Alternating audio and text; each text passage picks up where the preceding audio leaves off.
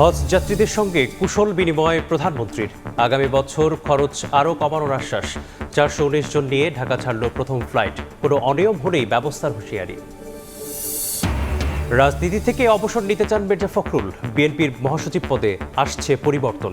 1 দশক পর চলতি বছরেই হচ্ছে দলের কেন্দ্রীয় কাউন্সিল।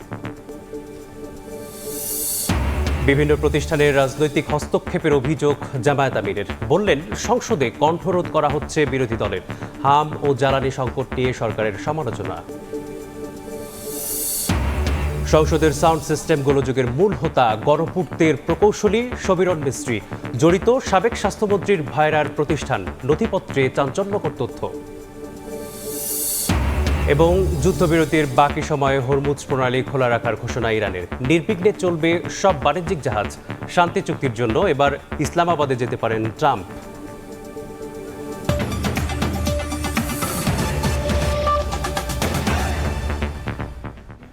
প্রবাসী সময় সঙ্গে আছি আমি মেসবাহুল আলিফ। 15 সন্ধিতে সময় সংবাদ। 2011 সালের এই দিনে সরাসরি সম্প্রচারের পথ চলা শুরু হয় আমাদের। সময় সংবাদের প্রতিষ্ঠাবার্ষিকী উপলক্ষে এবার দেখে নেব একটি তথ্যচিত্র।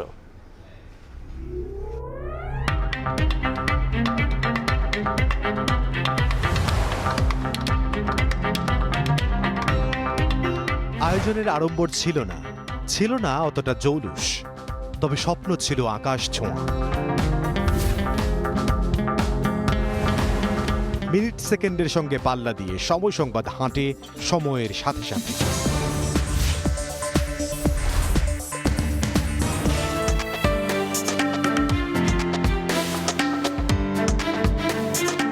কোনো চ্যানেলে পাবলিশ হওয়ার আগে এই চ্যানেলে আগে পাবলিশড হয়। জিনিসের দাম কমলো কি বাড়লো সময় টিভির নিউজে আর কি দেখি। এবং আমি মনে করি সময় টিভির খবর দেখে আমি নিজেকে সবসময় আপডেট রাখতে পারি। যে কোনো ঘটনায় সবার আগে সময় সংবাদ। আমরা 24 ঘন্টা আলটিমেটাম দিচ্ছি।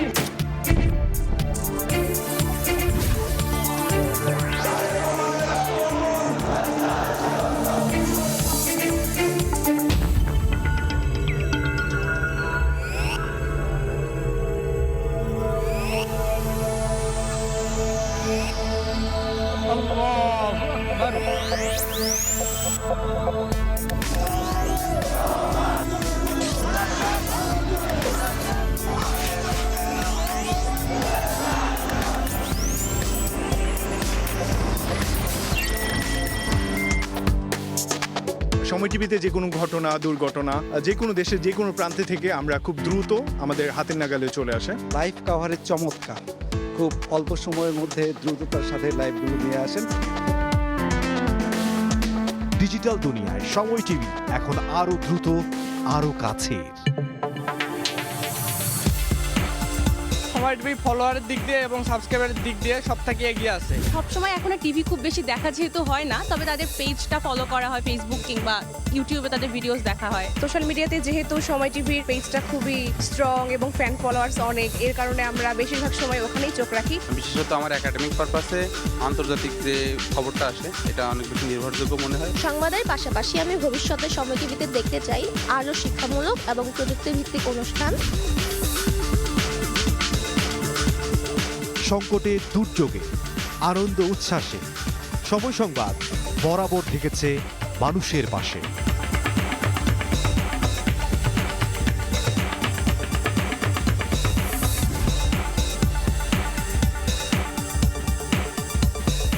এশিয়া কাপে বাংলাদেশের মেয়েদের শুভ সূচনা।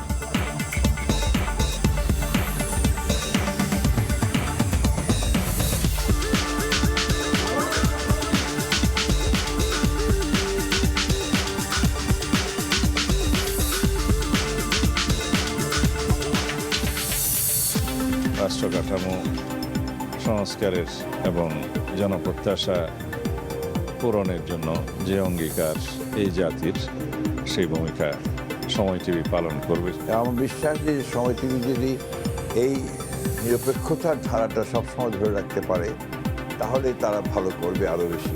আজকের গণমাধ্যম জগতে যে গঠনমূলক ভূমিকার প্রয়োজনীয়তা দেখা দিয়েছে, সেই ক্ষেত্রে সময় টেলিভিশন হবে আরও অনেক বেশি দায়িত্বশীল। আমরা আশা করব সময় টিভি জনগণের সাথে থাকবে, চতুর্থ স্তম্ভ হিসাবে খোলা চোখে সবকিছু দেখবে। সময় টিভির আগামীর পথ চলা সুন্দর হোক, সত্য প্রকাশে জাতীয় নাগরিক পার্টি সবসময় সময় টিভির পাশে থাকবে। সময় টিভি যেন মানবতার কল্যাণের জন্য, দেশের কল্যাণের জন্য, ইসলামের কল্যাণের জন্য কাজ করে।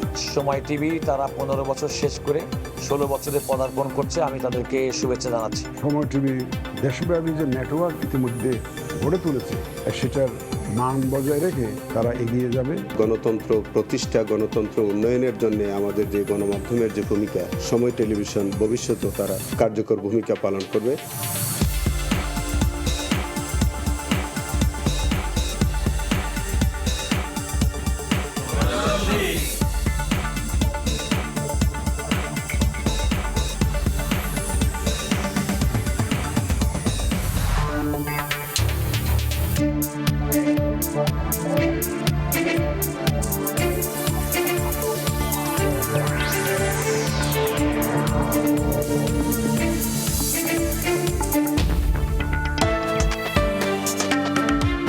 ঝুঁকি, চাপ, দায়িত্ব সবকিছুকে ছাপিয়ে থাকে একটাই শক্তি, একটাই প্রেরণা, সত্যের প্রতি অটল অঙ্গীকার।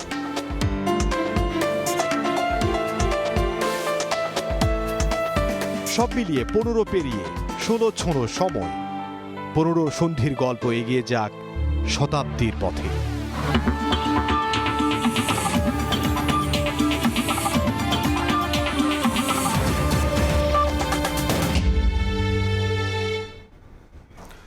গুজব আর অপতথ্যের ভিড়ে সময় টেলিভিশন হয়ে উঠুক নির্ভরতা ও আস্থার ঠিকানা। সময়ের 15তম প্রতিষ্ঠা বার্ষিকীর আয়োজনে এমন প্রত্যাশা দুই মন্ত্রীর। দর্শকদের আশা, কোনো চাপের মুখে নতি স্বীকার না করে জনগণের কথা বলবে সময় টেলিভিশন। পাশাপাশি অপতথ্য রুখে দিয়ে সঠিক তথ্য তুলে ধরবে জনগণের সামনে।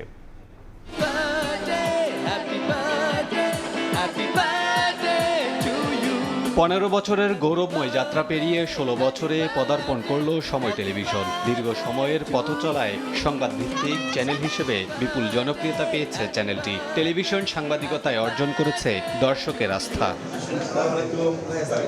শুক্রবার বর্ষপূর্তি উপলক্ষে আয়োজিত অনুষ্ঠানে মুখরিত হয়ে ওঠে টেলিভিশনের প্রাঙ্গণ। দুপুর থেকেই বর্ণাঢ্য আয়োজনে উপস্থিত হন তথ্য ও সম্প্রচার মন্ত্রী, সড়ক পরিবহন ও সেতু মন্ত্রী, জাতীয় সংসদের হুইপ, ঢাকার 2 সিটি কর্পোরেশনের প্রশাসক, রাজনৈতিক ও গণমাধ্যম ব্যক্তিত্ব, সুশীল সমাজের প্রতিনিধি এবং বিভিন্ন শ্রেণী পেশার মানুষ। পরে আমন্ত্রিত অতিথিদের নিয়ে কাটা হয় কেক।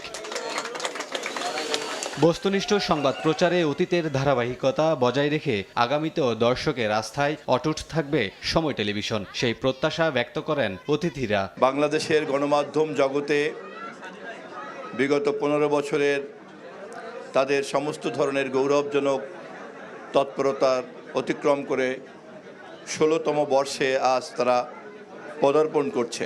শুভকামনা থাকছে সময় টিভির প্রতি, তার কলা কৌশলী, তার সাথে যারা যুক্ত সাংবাদিক, সম্পাদনা পরিষদ সহ যারা এর সাথে যুক্ত আছেন। স্বাধীন সাংবাদিকতার পক্ষে সবসময় সময় টিভি একটা অবস্থান, শক্ত অবস্থান ধরে রাখুক, এটাই আমরা সময় টিভির কাছ থেকে বাংলাদেশের জনগণ প্রত্যাশা করি। 15 বছর পেরিয়ে 16 বছরে পা দিয়েছে, সকলকে শুভ জন্মদিন। আমরা মনে করি রাষ্ট্র এবং সরকারের জবাবদিহিতা নিশ্চিত করার ক্ষেত্রে একটি দায়িত্বশীল এবং স্বাধীন গণমাধ্যম অত্যন্ত জরুরি। সার্বভৌমত্বকে ঠিক রাখার জন্য যে কার্যক্রম করা দরকার, আমি বিশ্বাস করতে চাই সময় টেলিভিশন সেই কাজটি করবে। গণমাধ্যম যাতে সঠিকভাবে কাজ করতে পারে সেই সুযোগ সরকার দিবে এবং গণমাধ্যমও তার দায়িত্বশীলতার পরিচয় দিয়ে তাদের কাজ করবে। সময় টিভির 15তম প্রতিষ্ঠা বার্ষিকীতে সময় টিভির সকল কর্মকর্তা, কলাকুশলী যারা রয়েছেন সবাইকে আন্তরিকভাবে ধন্যবাদ এবং শুভেচ্ছা জানাই। সরকারের পক্ষ থেকে আমাদের সর্বাত্মক শুভকামনা রইল, আন্তরিকতা থাকবে, সহযোগিতা থাকবে। আমরা এক্সপেক্ট করব যে সময় টিভি তার investigative journalism will be done effectively. আজকের এই প্রতিষ্ঠা বার্ষিকীর দিনে নিরন্তর শুভকামনা। দর্শকদের প্রত্যাশা, কোনো চাপের মুখে নতি স্বীকার না করে জনগণের কথা বলবে সময় টেলিভিশন। পাশাপাশি অপতথ্য রুখে দিয়ে সঠিক তথ্য তুলে ধরবে জনগণের সামনে। অনেক শুভকামনা, কারণ সবসময় সময় টিভি থেকে আমরা সব নিউজ সরাসরি পেয়ে থাকি। সময় টিভি থেকে আমার প্রত্যাশা হলো তারা যেন নিউট্রালি কাজ করে। কোনো দল বা কোনো জাতির পক্ষে গিয়ে কোনো কাজ করবেন না, বাস্তব নিউজগুলো আপনারা তুলে ধরেন। আর আমি চাই যে আপনারা সামনে আরও এগিয়ে যান। সর্বাধুনিক প্রযুক্তির ব্যবহার ও নিবেদিত প্রাণ কর্মীদের সমন্বয়ে আরও এগিয়ে যাবে সময় টেলিভিশন, এমন প্রত্যাশা দর্শক ও শুভানুধ্যায়ীদের।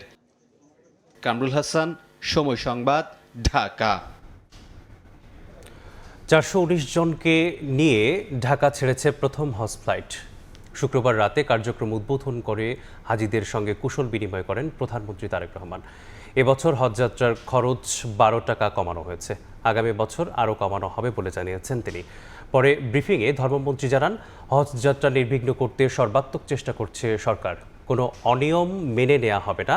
আর বিমান প্রতিমন্ত্রী বলেন, ফ্লাইট শিডিউল ঠিক রাখতে তৎপর সরকার।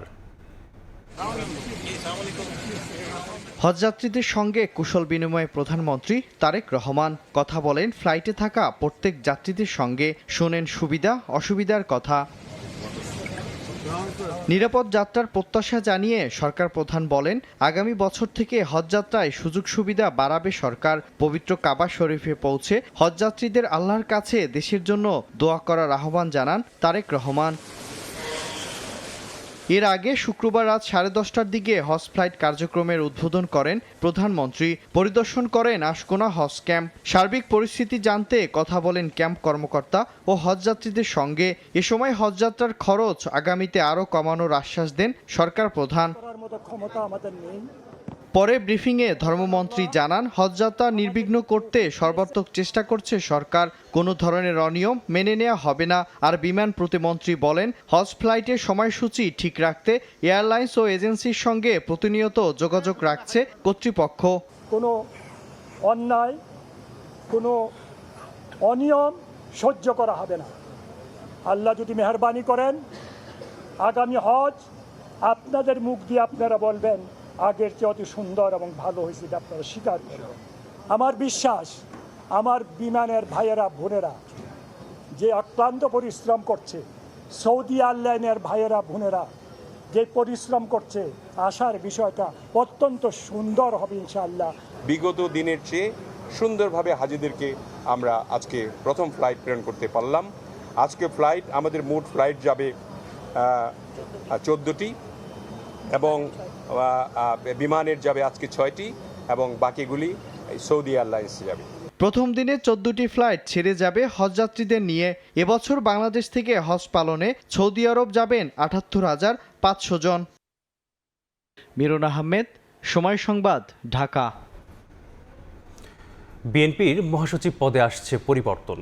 1 দশক পর চলতি বছরেই হতে যাচ্ছে দলের কেন্দ্রীয় কাউন্সিল। সময় সংবাদকে একান্ত সাক্ষাৎকারে মির্জা ফখরুল ইসলাম আলমগীর এ তথ্য জানিয়েছেন। কাউন্সিলের পর রাজনীতি থেকে অবসর নেয়ার কথাও জানান বিএনপি মহাসচিব। ইমরুল হাসানের রিপোর্ট।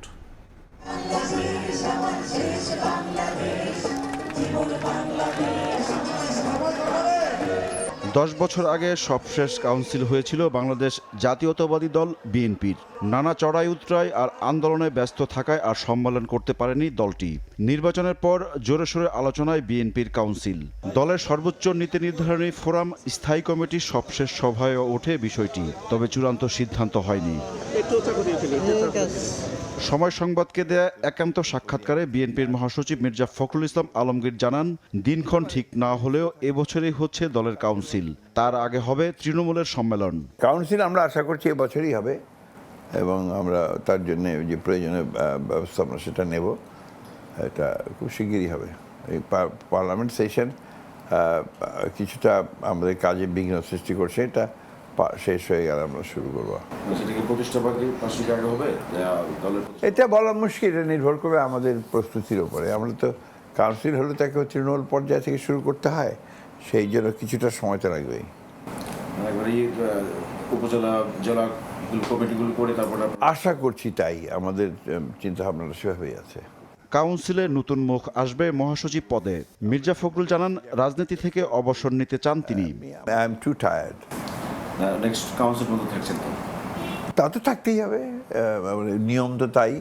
আমি কাউন্সিল করে আমি একটু আপনার যাকে বলে যে আমি একটু অবসর নিতে চাই। Enough is enough. আমার বহুত বয়স হয়ে গেছে, অসুস্থ হয়ে গেছি। এখন it's better to retire from politics. রাষ্ট্রপতি হওয়ার কোনো আকাঙ্ক্ষা আছে কিনা এমন প্রশ্ন ছিল তার কাছে। আমার এগুলো কোনো ডিজায়ার নেই, আমার পলিটিক্সে কখনো কোনো ডিজায়ার ছিল না, এটা আমার ডেস্টিনি আমাকে এখানে নিয়ে এসছে। আমি আজ পর্যন্ত যে জায়গায় এসেছি এতে আমার ব্যক্তিগত কোনো সক্রিয় ভূমিকা ছিল না, আমার কাজটা হয়তো ছিল, কিন্তু আমার নিজের ইন্টেনশন ডিজায়ার থেকে আমি এখানে এসেছি এটা আমি কখনোই মনে করি না। 2011 সালের মার্চে ভারপ্রাপ্ত মহাসচিব হন মির্জা ফখরুল ইসলাম আলমগীর। 2016 সালের কাউন্সিলের পর থেকে সামলাচ্ছেন মহাসচিবের দায়িত্ব। ইমরুল আহসান, সময় সংবাদ, ঢাকা। ত্রয়োদশ জাতীয় সংসদের সংরক্ষিত নারী আসনে কারা সংসদ সদস্য হবেন তা নির্ধারণে চূড়ান্ত বাছাই প্রক্রিয়া শুরু করেছে বিএনপি। শুক্রবার বিকেলে বিএনপি চেয়ারম্যান ও প্রধানমন্ত্রী তারেক রহমানের সভাপতিত্বে 7.5 ঘণ্টা ধরে চলে মনোনয়ন প্রত্যাশীদের সাক্ষাৎকার। মনোনয়ন প্রত্যাশীদের আশা, বিগত দিনের আন্দোলন সংগ্রামে অবদান বিবেচনায় দেয়া হবে মনোনয়ন। বিএনপির সিনিয়র যুগ্ম মহাসচিব রুহুল কবির রিজভী জানিয়েছেন, আন্দোলন সংগ্রামে ভূমিকার পাশাপাশি আইন প্রণয়নে কার্যকর অবদান রাখতে পারবেন এমন প্রার্থীদেরই মূল্যায়ন করা হবে। দীর্ঘ 17 বছর হামলা মামলা উপেক্ষা করে রাজপথে থাকা নারীদের পদচারণায় মুখর গুলশানের বিএনপি চেয়ারম্যানের কার্যালয়। শুক্রবার দুপুরের পর থেকে জমজমাট হয়ে ওঠে বিএনপির গুলশান কার্যালয় এলাকা। বিকেল 3টার দিকে কার্যালয়ে প্রবেশ করেন বিএনপি চেয়ারম্যান ও প্রধানমন্ত্রী তারেক রহমান। 3:15টায় বিএনপি চেয়ারম্যানের সভাপতিত্বে শুরু হয় সাক্ষাৎকার পর্ব। 2 দিনের সাক্ষাৎকার পর্বের প্রথম দিনে ধাপে ধাপে প্রায় 400 জন প্রার্থী সাক্ষাৎকারে অংশ নেন। এ পর্যায়ে ফরিদপুর, রাজশাহী, রংপুর, খুলনা, বরিশাল বিভাগের প্রার্থীদের সাক্ষাৎকার নেওয়া হয়। সংরক্ষিত নারী আসনে প্রার্থী মনোনয়নে গণতান্ত্রিক আন্দোলন সংগ্রামে অবদান জানতে চাওয়া হয় মনোনয়ন বোর্ডে। বিএনপি ও এর অঙ্গ সহযোগী সংগঠনের বিভিন্ন স্তরের নেতৃত্বের প্রত্যাশা, দলীয় মনোনয়ন নিয়ে সংসদে ভূমিকা রাখার। আমি যেহেতু রুট লেভেল থেকে উঠে আসছি, ইনশাল্লাহ আমি তো প্রত্যাশা করবই। এই আন্দোলন সংগ্রাম 17 বছরে কেউ এরকম সঙ্গ দেয়নি। আমি করেছি, পুলিশ যত নির্যাতনের শিকার আমি হয়েছি। তৃণমূল পর্যায় থেকে আন্দোলন সংগ্রামে সংযুক্ত ছিলাম, প্রত্যেকটা আন্দোলনে আমি অংশগ্রহণ করেছি। আমাকে দল মনোনীত করেন, বিশাল বড় একটা আমি অঙ্গন পেয়ে যাব কাজ করার। যোগ্যতার ভিত্তিতেই প্রার্থী বাছাই করা হবে বলে জানিয়েছেন সিনিয়র যুগ্ম মহাসচিব রুহুল কবির রিজভী। বিগত 15-16 বছরের আন্দোলনে, 17 বছরের আন্দোলনে নিঃসন্দেহে তাদের সেই অবদানকেও মূল্যায়ন করা হবে। সংসদে কথা বলা এবং কথা বলার জন্য এবং আইন প্রণয়নের ব্যাপারে যে জ্ঞান থাকা দরকার, যে শিক্ষা থাকা দরকার, এই সব বিষয়গুলো এখানে বিবেচিত হবে বলে আমি মনে করি। 50টি সংরক্ষিত আসনের বিপরীতে প্রায় 900টি মনোনয়নপত্র জমা পড়েছে বিএনপির দফতরে। আসন বন্টন অনুযায়ী বিএনপি জোট পাবে 36টি আসন। চূড়ান্ত প্রার্থীদের মধ্যে প্রতীক বরাদ্দ দেওয়া হবে 30 এপ্রিল, আর ভোট গ্রহণ অনুষ্ঠিত হবে আগামী 12 মে। হাসান ওয়ালি, সময় সংবাদ, ঢাকা। বিভিন্ন প্রতিষ্ঠানে রাজনৈতিক হস্তক্ষেপের অভিযোগ তুলেছেন বিরোধী দলীয় নেতা ডক্টর শফিকুর রহমান। শুক্রবার মগবাজারে জামায়াতের জেলা ও মহানগর আমির সম্মেলনে তিনি দাবি করেন, সংসদে বিরোধী দলের কণ্ঠরোধ করা হচ্ছে। হাম ও জ্বালানি সংকট নিয়ে সরকারের ভূমিকার সমালোচনাও করেন জামায়াত আমির। দিয়েছেন মহান রবের প্রতি তার জন্য শুকরিয়া আদায়। রাজধানীর মগবাজার আল ফালা মিলনায়তনে জেলা ও মহানগর আমির সম্মেলনের আয়োজন করে বাংলাদেশ জামায়াত ইসলামী। এতে প্রধান অতিথি ছিলেন বিরোধী দলীয় নেতা ও দলটির আমির ডাক্তার শফিকুর রহমান। মিডিয়াকে সত্য প্রকাশে বারণ করা হচ্ছে। উদ্বোধনী আয়োজনে বক্তব্য দেন জামায়াত আমির। তার অভিযোগ, অন্তর্বর্তী সরকারের যোগ সাজশে কারচুপি হলেও দেশের স্বার্থে ভোটের ফল মেনে নিয়েছে 11 দলীয় ঐক্য। সংবিধানের দোহাই দিয়ে নতুন করে ফ্যাসিবাদ কায়েমের অপচেষ্টা হচ্ছে বলেও জানান তিনি। ব্যাপক অনিয়ম করে জনগণের প্রত্যাশার কবর রচনা করা হয়েছে। এত বড় দলীয় বা জোটগত ক্ষতি আমরা মেনে নিয়েছি বৃহত্তর স্বার্থে। যে যে জায়গায় সংবিধানের বর্তমান অবস্থানকে পরিবর্তন করার জন্য অধ্যাদেশ জারি হয়েছে, সেই জায়গাগুলো বিএনপি বদলাতে চায় না, অর্থাৎ ওই জায়গাগুলো রেখে দিয়ে ফ্যাসিবাদী কায়দায় তারা হয়তো দেশ চালাতে চায়। ডাক্তার শফিকুর রহমানের দাবি, সংসদে বিরোধী দলের কণ্ঠরোধ করা হচ্ছে। জ্বালানি ও স্বাস্থ্য খাতে সরকারের অব্যবস্থাপনার সমালোচনা করেন তিনি। আমাদেরকে যখন সংসদে ন্যায্য বিষয়ে কথা বলতেই দেওয়া হবে না, তখন আমাদের জায়গা থেকে হ্রাস পাবে। জ্বালানি সংকট নাই, অথচ লোডশেডিং এখন মিনিমাম 6 ঘন্টা, ম্যাক্সিমাম 10 ঘন্টা। বিভিন্ন রাষ্ট্রীয় প্রতিষ্ঠানে রাজনৈতিক হস্তক্ষেপের মাধ্যমে গণতান্ত্রিক পরিস্থিতি প্রশ্নবিদ্ধ হচ্ছে বলেও মন্তব্য করেন জামায়াত আমির। আমরা দেশবাসীকে বলবো সতর্ক হন। শফিক মুন্সি, সময় সংবাদ, ঢাকা। পুলিশের ইউনিফর্ম আর প্রভাবশালী মহলের আশীর্বাদে যেন আলাদিনের চেরাগ পেয়েছিলেন এসআই রুমি কাউসার। আওয়ামী শাসনামলে সাবেক আইজিপি বেনজিরের ঘনিষ্ঠ রুমি মাত্র 7 বছরে হয়েছেন শত কোটি টাকার মালিক। বনশ্রীতে গড়েন 10টি বিশাল আবাসন প্রকল্প, তবে শেষ রক্ষা হয়নি। দুর্নীতির প্রাথমিক প্রমাণ পেলায় তার সম্পদ বিবরণীর নোটিশ চেয়েছে দুদক। তসলিম তৌহিদের প্রতিবেদন।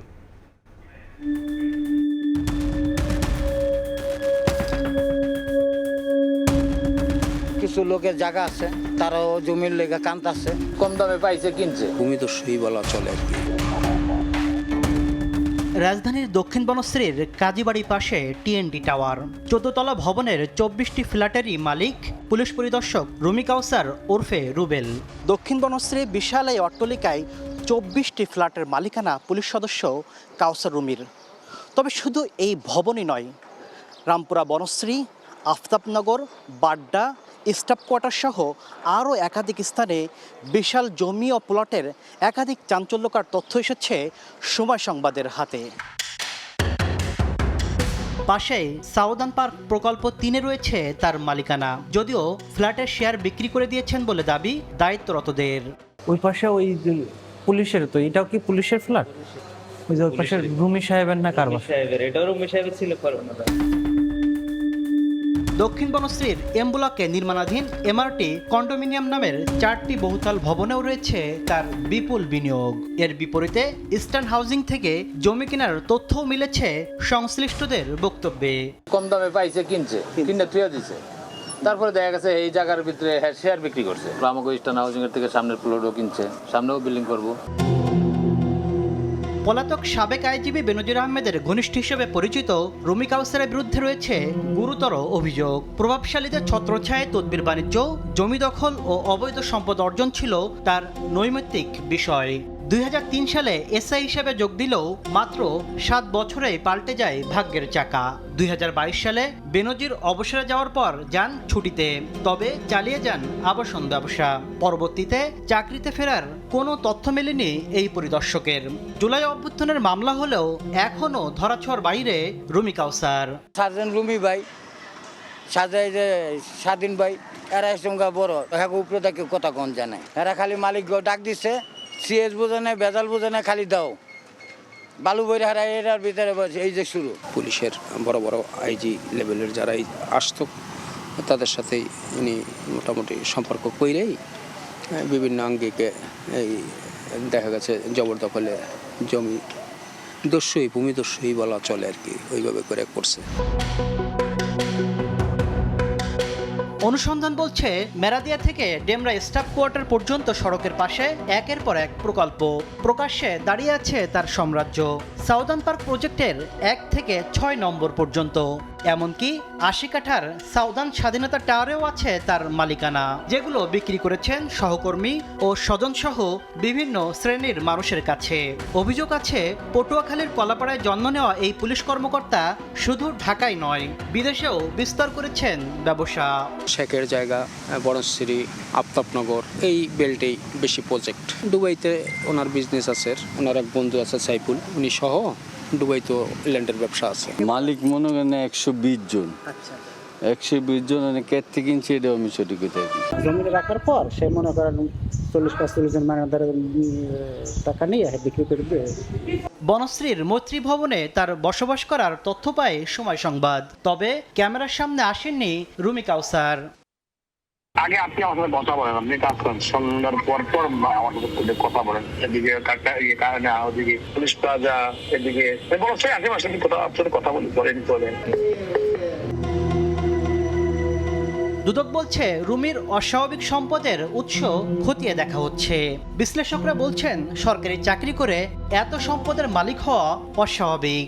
যারা তদন্তকারী তাদের গোপন আতাত সমঝোতা ইত্যাদি আছে কিনা সেগুলো দেখবার বিষয় আছে, যে কারণে তাদের বিরুদ্ধে কোনো রকম অনুসন্ধান বা তদন্ত বা কোনো রকম কার্যক্রম দুদক থেকে খুবই কম হয় বা হলেও তেমন গতি পায় না। অনুসন্ধান পর্যায়ে অনুসন্ধানকারী কর্মকর্তা তথ্য পেয়েছেন, তার প্রেক্ষিতে উনি সম্পদ বিবরণী নোটিশ জারি করেছেন। সঠিক তদারকির অভাব এবং প্রভাবশালী মহলের চাপে এমন বড় দুর্নীতির অনুসন্ধান অঙ্কুরে নষ্ট হওয়ার অভিযোগ করলেন সংস্থাটির সাবেক মহাপরিচালক। তাসলিম তৌহিদ, সময় সংবাদ, ঢাকা। হাম ও উপসর্গ নিয়ে মারা গেছে আরও 5 জন। সংক্রমণ বাড়ার পাশাপাশি একদিনে রেকর্ড রোগী ভর্তি হয়েছে রাজধানীর ডিএনসিসি ডেডিকেটেড হাসপাতালে। শরীরে র্যাশ হওয়ার 4 দিন আগেই সংক্রমণের ঝুঁকি থাকে বেশি, তাই জ্বর সর্দি হলেই শিশুদের আইসোলেশনে নেওয়ার পরামর্শ চিকিৎসকের। হাসপাতালগুলোতে বাড়ছে হামে আক্রান্ত রোগীর সংখ্যা। উদ্বেগ উৎকণ্ঠায় দিন পার করছেন অভিভাবকরা। কেউ 4 থেকে 5 দিন, কেউ আবার 10 দিনের বেশি সময় হাসপাতালে ভর্তি সন্তানকে নিয়ে। আক্রান্তদের অধিকাংশই 1 বছরের কম হওয়ায় দুশ্চিন্তা বেশি তাদের। প্রথম জ্বর, ঠান্ডা, কাশি, খিঁচুনি উঠে গেছে, জ্বরের চোটে আর এই র্যাশে। চিকিৎসকরা বলছেন শরীরে র্যাশ হওয়ার 4 দিন আগেই হাম ছড়ানোর সবচেয়ে ঝুঁকি বেশি থাকে। একটা বাচ্চার হাম উঠে গেছে, বুঝেই গেল এটা হাম, ওকে আলাদা করে রাখলাম, বাসায় পাঠালাম, কিন্তু র্যাশ আসার আগের 4 দিন হচ্ছে ডেঞ্জারাস। অতএব কোনো বাচ্চা যদি জ্বর, সর্দি, কাশি, চোখ লাল হয়ে যাওয়া, কনজাংটিভাইটিস এই ধরনের কোনো বাচ্চা হওয়ার সাথে সাথে আইসোলেট করে ফেলতে হবে। এদিকে রাজধানীর ডিএনসিসি ডেডিকেটেড হাসপাতালে হামের রেকর্ড 121 জন রোগী ভর্তি হয়েছে। এ নিয়ে হাসপাতালটিতে ভর্তি 420 জন। 420 জনের জন্য আমরা ডক্টর সেই তুলনায় আসলে অনেক কম, কিন্তু যেমন গত পরশুদিন আমি নাইট করেছি, সেখানে 111 জন পেশেন্ট ভর্তি ছিল আমার ওয়ার্ডে এবং আমরা ডাক্তার ছিলাম মাত্র 2 জন। গত 15 মার্চ থেকে 1 মাসে দেশে হাম ও উপসর্গে মৃত্যু হয়েছে 2 শতাধিক শিশুর, আর আক্রান্ত ছাড়িয়েছে 20,000। মনির হোসাইন, সময় সংবাদ, ঢাকা। দেশে এই মুহূর্তে কোনো টিকার সংকট নেই বলে জানিয়েছেন স্বাস্থ্যমন্ত্রী সরদার সাখাওয়াত হোসেন। শুক্রবার দুপুরে সচিবালয়ের সংবাদ সম্মেলনে তিনি বলেন, দেশে সকল ধরনের টিকার মজুত রয়েছে। জুন মাস পর্যন্ত ভ্যাকসিন কার্যক্রম দেশ জুড়ে চালানো যাবে। এ সময় ডেঙ্গু মোকাবেলায় সকল প্রস্তুতি নেওয়া হয়েছে বলেও জানান মন্ত্রী। আগামী জুন মাস পর্যন্ত আমরা আমাদের যে ভ্যাকসিন স্টক আছে পেরিফেরিতে, মানে গ্রাম এলাকায় এবং আমাদের হাতে, আমরা সম্পূর্ণভাবে আমাদের ভ্যাকসিন কার্যক্রম বিনা বাধায় আল্লাহর রহমতে চালাতে পারবো। আমরা 604 কোটি টাকা যেটা অবহিত ফান্ড করোনা থেকে, সেটা আমরা অলরেডি রিলিজ করে এডিবির মাধ্যমে আমরা সেটা দিয়ে দিয়েছি। এখন আমরা সরবরাহ নেওয়ার পালা। কাজে এই ব্যাপারে আমাদের কোনো রকম ঘাটতি নেই। ছুটির দিনেও জ্বালানি তেলের তীব্র ভোগান্তি রাজধানী সহ দেশের বিভিন্ন স্থানে। ঢাকায় খোলা আছে অল্প কিছু পাম্প, সেগুলোতে উপচে পড়া ভিড় গ্রাহকের। ফিলিং স্টেশনের দীর্ঘ সারির কারণে কোথাও কোথাও মহাসড়কেও তৈরি হয় যানজট। সড়ক জুড়ে যানবাহনের এমন দৃশ্য গাজীপুরে না, এটি কোনো যানজটের চিত্র নয়। ফিলিং স্টেশনে তেল নিতে এসে চালকদের অপেক্ষার সারি দীর্ঘ হতে হতে শুক্রবার সকালে তা ছাড়িয়ে যায় কয়েক কিলোমিটার। এক পর্যায়ে বন্ধ হয়ে যায় ঢাকা ময়মনসিংহ মহাসড়ক। গত রাত্রে 3টা 20 মিনিট থেকে পাম্পে, এখন পর্যন্ত পাম্পে সিঁড়িতে উঠতে পারতেছি না। উল্টা বাগানে তেল দিচ্ছে আমার হৃদয়ের লেগা। আমি কি পাবলিক না, জনগণ না? তেলও পাচ্ছি না, টিপও মারতে পারতেছি না, এবং মনে করেন সংসার চালাইতে পারতেছি না। ঠিক মতন আমরা তেল পাই। চালকরা বলছেন, গাজীপুরের শ্রীপুরে তেলের জন্য 2 দিন আগে থেকে শুরু হয় অপেক্ষা। ভিড়ের মধ্যে হট্টগোলে জড়ান গ্রাহকরা। পরিস্থিতি নিয়ন্ত্রণে বাধ্য হয়ে দফায় দফায় বন্ধ করা হয় পাম্প। একই চিত্র টাঙ্গাইলেও তেলের জন্য ফুরাচ্ছে না অপেক্ষা। পর্যাপ্ত জ্বালানি মজুদ আছে, সরকারের এমন ঘোষণার উল্টো চিত্র ফিলিং স্টেশনগুলোতে। লম্বা সময় দাঁড়িয়ে থেকেও অনেকেই ফিরছেন তেল না নিয়েই। সময় মতো তেল পাইতেছে না, পাম্পের মালিকরা তেল দিতে পারতেছে না, এই জন্য বিভিন্ন প্রকার ঝামেলা হইতেছে। তেলের পিছনে ঘুরে সময় নষ্ট করতেছে। অফিসের কর্মঘণ্টা আমরা ঠিক মতো কাজ করতে পারতেছি। তেলের কারণে আমি কুরিয়ারের কাজ করতে পারতেছি না, কুরিয়ারের কাজ করতে সমস্যা হইতেছে। তেল পাচ্ছি, কোথায় পাচ্ছি? বাইরে তেল পাচ্ছি, 200 টাকা লিটারের তেল পাচ্ছি। পর্যাপ্ত মজুদ নেই মুন্সিগঞ্জের বিভিন্ন পেট্রোল পাম্পগুলোতে। জেলায় 19টি পাম্পের মধ্যে কোথাও অকটেন বা কোথাও ডিজেল নেই, আবার অনেক স্থানে একেবারেই শূন্য জ্বালানি। ঢাকার অবস্থাও শোচনীয়। বেশিরভাগ পাম্প বন্ধ, খোলা ফিলিং স্টেশনগুলোতে উপচে পড়া ভিড়। কেউ কেউ বৃহস্পতিবার রাত থেকে লাইনে থাকার দাবি করছেন। অন্যান্য দিনগুলোতে 3 থেকে 3.5 ঘন্টা কিংবা 2-2.5 ঘন্টার মধ্যে তেল পাওয়া যায়, বা আজকে ছুটির দিন হওয়ার কারণে অনেকেই লাইনে দাঁড়িয়েছে, সে কারণে দেখা যাচ্ছে সময়টা বেশি লাগছে। 5টা থেকে 12টা পর্যন্ত দাঁড়ায় আছি, শরীর তো একদম ক্লান্ত। এই দুর্ভোগ সাধারণ জনগণরাই ভোগ করবে, আর যারা ভিআইপি তারা তো তেল নিয়েই চলে যায়। কালকে পাম্পে গেছি 3 ঘন্টা লাইনে দাঁড়াইছি, পরে বলে তেল নেই, ফিরে চলে আসছে। চালকরা বলছেন সবগুলো পাম্পে একযোগে তেল বিক্রি হলে ভোগান্তি কিছুটা লাঘব হতো। ফরহাদুর রহমান, সময় সংবাদ। দেশের ইতিহাসে বর্তমানে সবচেয়ে বেশি পরিশোধিত জ্বালানি তেলের মজুদ আছে বলে জানিয়েছেন বিদ্যুৎ ও জ্বালানি প্রতিমন্ত্রী। বলেন, এপ্রিল ও মে মাসে কোনো সংকট হবে না। সরকার জুন মাসের জ্বালানির মজুদ নিশ্চিত করার চেষ্টা করছে। শুক্রবার চট্টগ্রামের পতেঙ্গায় স্টার্ন রিফাইনারি পরিদর্শন করে এসব কথা বলেন প্রতিমন্ত্রী। দেশে চলমান জ্বালানি সংকটের মধ্যে গেল 14 এপ্রিল বন্ধ হয়ে যায় দেশের একমাত্র রাষ্ট্রায়ত্ত তেল শোধনাগার স্টার্ন রিফাইনারি। অপরিশোধিত তেলের অভাবে উৎপাদন বন্ধ হয়ে যায় 2টি ইউনিটের। এমন পরিস্থিতিতে শুক্রবার পতেঙ্গায় ইআরএল পরিদর্শন করেন বিদ্যুৎ, জ্বালানি ও খনিজ সম্পদ প্রতিমন্ত্রী। রিফাইনারির ঊর্ধ্বতন কর্মকর্তাদের সঙ্গে বৈঠক করেন তিনি। পরে সাংবাদিকদের জানান, দেশের ইতিহাসে বর্তমানে সর্বোচ্চ মজুত রয়েছে পরিশোধিত জ্বালানি তেলের। চেষ্টা চলছে জুন মাসের মজুত নিশ্চিতের। আমি অত্যন্ত দায়িত্ব নিয়ে এবং গর্বের সাথে বলতে পারি, বাংলাদেশের ইতিহাসে যেটি কখনোই হয়নি, বর্তমানে বাংলাদেশের ইতিহাসে সবচাইতে বেশি পরিশোধিত জ্বালানি আমাদের মজুদ রয়েছে। স্টার্ন রিফাইনারি বন্ধ থাকায় পরিশোধিত জ্বালানি আমদানি বাড়ানোর পাশাপাশি বিকল্প উৎস থেকে অপরিশোধিত তেল কেনার চেষ্টা চলছে বলেও জানান প্রতিমন্ত্রী। আমরা বিকল্প সূত্র থেকে আমরা আমাদের জ্বালানি সংগ্রহ করবার জন্য আমরা চেষ্টা করছি, সেটা যেমন refined oil as well as আমরা ক্রুড অয়েলও সংগ্রহ করবার চেষ্টা করছি। আমাদের আরও 2টো কার্গো স্ট্যান্ড বাই রয়েছে। আমরা আশা করছি এই মাসের শেষার্ধে একটি কার্গো এসে পৌঁছাবে। কৃষি ও শিল্প খাতকে অগ্রাধিকার দিয়ে সারা দেশে বিদ্যুৎ ব্যবস্থাপনা করায় কোথাও কোথাও লোডশেডিং হচ্ছে বলে দাবি করেন সরকারের এই নীতি নির্ধারক। ফেরদৌস লিপি, সময় সংবাদ, চট্টগ্রাম। অন্তর্বর্তী সরকারের আমলে সাবেক স্কন নেতা ও সনাতনী জাগরণ জোটের মুখপাত্র চিন্ময় কৃষ্ণ দাসের গ্রেপ্তার নিয়ে প্রশ্ন তুলেছেন সংস্কৃতিমন্ত্রী নিতাই রায়চৌধুরী। শুক্রবার দুপুরে রাজধানীর ঢাকেশ্বরী মন্দিরে মহানগর পরিবার দিবসের অনুষ্ঠানে এই প্রশ্ন তোলেন তিনি। জানান, আজকালের মধ্যেই এই বিষয়ে আলোচনা করে দ্রুত চিন্ময় দাসের মুক্তির চেষ্টা করা হবে। মন্ত্রী আরও বলেন, বিএনপি সরকার ব্যর্থ হতে আসেনি, জনগণকে নিয়ে সব সংকট মোকাবেলা করা হবে। চিন্ময় প্রভুকে আমি নিজেও চিনতাম। অন্তর্বর্তীকালীন সরকার তাকে গ্রেপ্তার করেছে। তার বিরুদ্ধে কী অভিযোগ ছিল যে তাকে এভাবে আটকায় রাখা হলো? তো যাই হোক, আমি এটুকু বলে যাচ্ছি যে আমি এই বিষয়টা নিয়ে আমি যথাযোগ্য জায়গায় আমি আজকালের মধ্যে আমি কথা বলবো। তার মুক্তি যাতে সুগম হয়, দ্রুততম সময়ের মধ্যে হয়, আমি সে কথা করবো। মানিকগঞ্জে নিখোঁজের 5 ঘন্টা পর ভুট্টা ক্ষেত থেকে মিলল শিশুর মরদেহ। এ ঘটনায় জড়িত অভিযোগে গণপিটুনিতে 2 জন নিহত হয়েছেন। গুরুতর আহত একজন। স্বর্ণের কানের দুল চুরি করতেই হত্যা করা হয়েছে বলে অভিযোগ স্বজনদের। বাবা মায়ের দেয়া শখের কানের দুলি কাল হলো 7 বছর বয়সী শিশু আতিকার। স্বর্ণের জন্য অকালে নির্মমভাবে প্রাণ দিতে হলো তাকে। শিশু সন্তানকে হারিয়ে পাগল প্রায় মা, কোনো সান্ত্বনাতেই থামছে না আহাজারি। স্থানীয়রা জানান, বৃহস্পতিবার বিকেল 5টার দিকে দুদুল মিয়ার মেয়ে আতিকা নিখোঁজ হয়। ঘটনার পরপরই পরিবারের পক্ষ থেকে খোঁজখবর চালাতে মাইকিং করা হয়। তৎক্ষণাৎ বিষয়টি ছড়িয়ে পড়ে সামাজিক যোগাযোগ মাধ্যমেও। পরে রাত 10টার দিকে বাড়ির পাশের একটি ভুট্টা খেতে হাত পা বাঁধা অবস্থায় আতিকার নিথর দেহ উদ্ধার করেন স্থানীয়রা।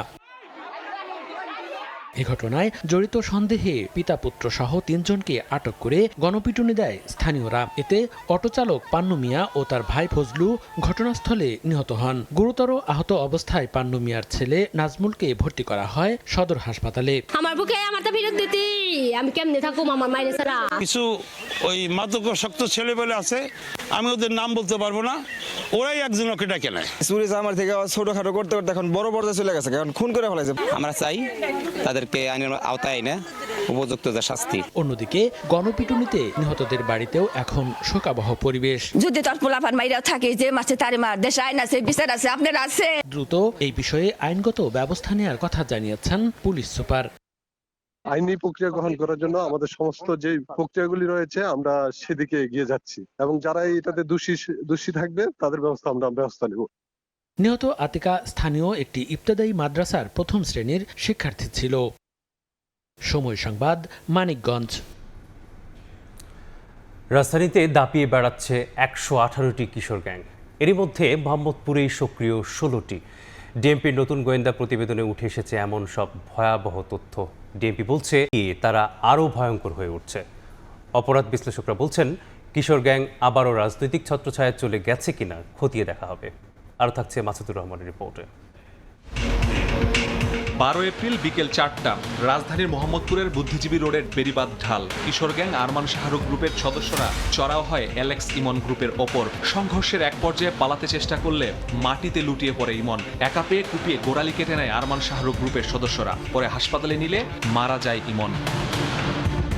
এর আগে রাজধানীর আদাবরে ফিল্মি স্টাইলে এক কুরিয়ার কর্মীকে কুপিয়ে সর্বস্ব লুটে নেয় আরেক কিশোর গ্যাং। চাপাতির মুখে রাস্তায় থাকা অন্য সবার মোবাইল, নগদ টাকাও লুটে নেয় তারা। দিন যত গড়াচ্ছে ততই নৃশংস হয়ে উঠছে কিশোর গ্যাংয়ের সদস্যরা। একসময় কবজি কাটা আনোয়ার গ্যাং ছিল মোহাম্মদপুরের আতঙ্ক। এই এলাকার নতুন আতঙ্কের নাম গোড়ালি কাটা আরমান শাহরুখ গ্রুপ।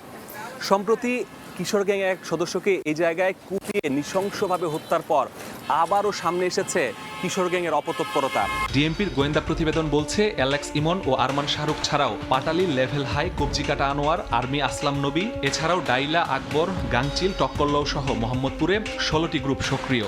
মোহাম্মদপুরে এত কিশোর গ্যাং, এত ছিনতাইকারী, এত মাদক কেউ কিছু দেখার নেই। স্বাভাবিকভাবে হাঁটতে পারি, চলতে পারি, এটাই চাইছি।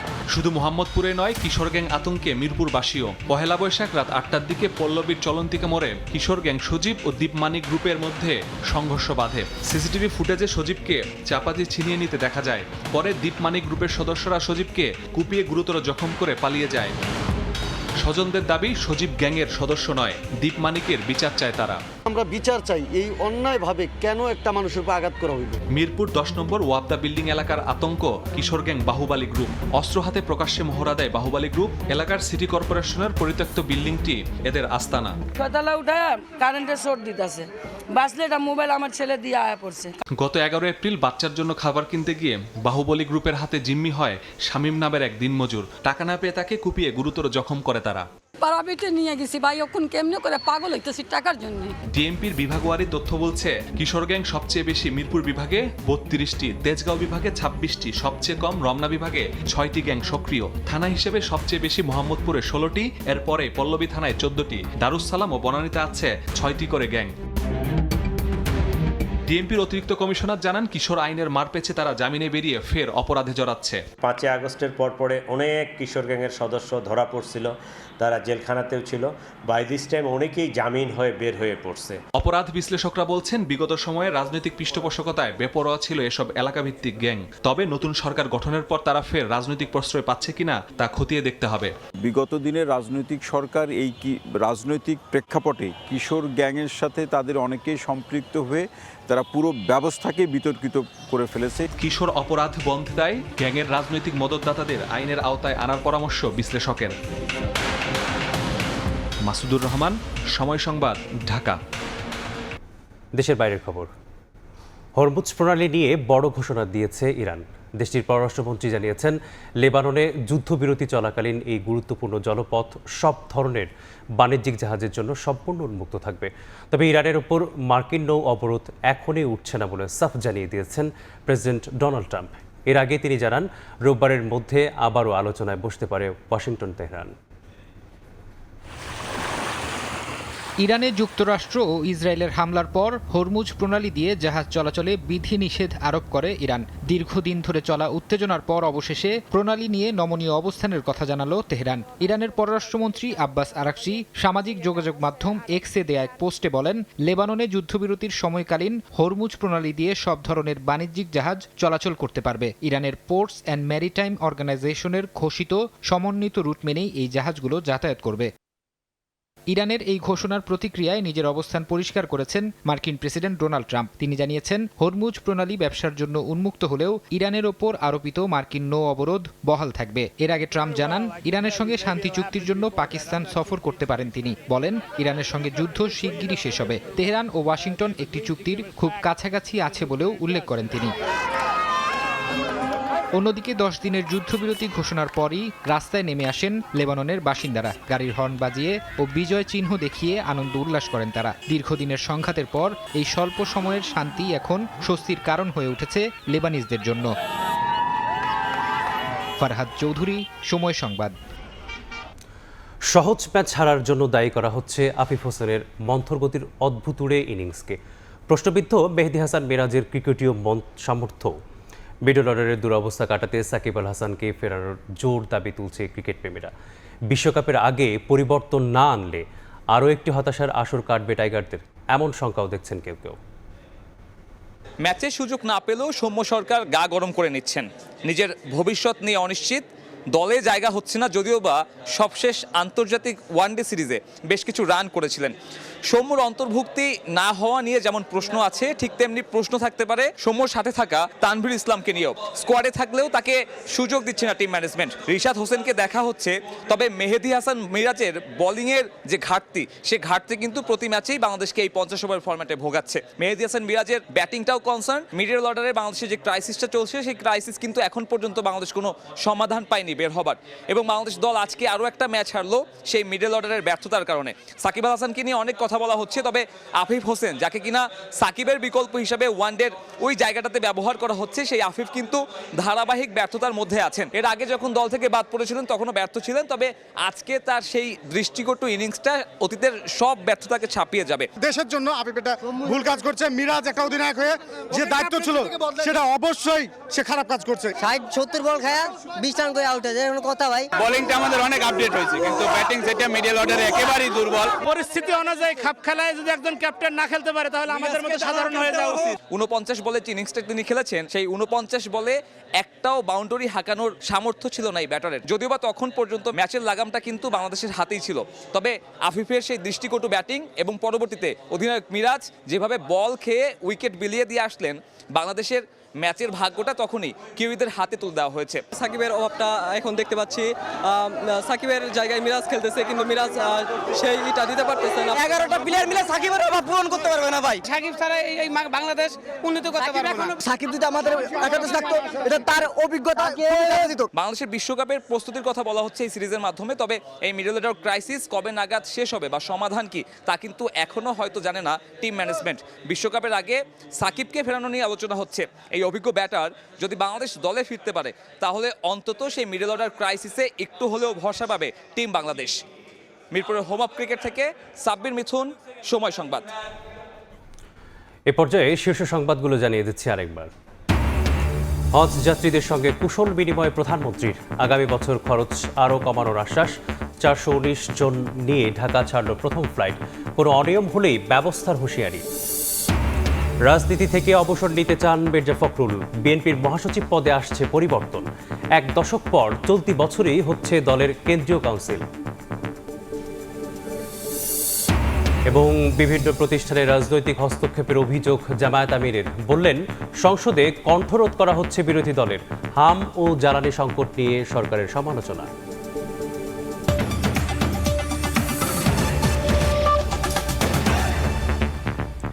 এই ছিল প্রবাসী সময়ে। সঙ্গেই থাকুন সময়ের।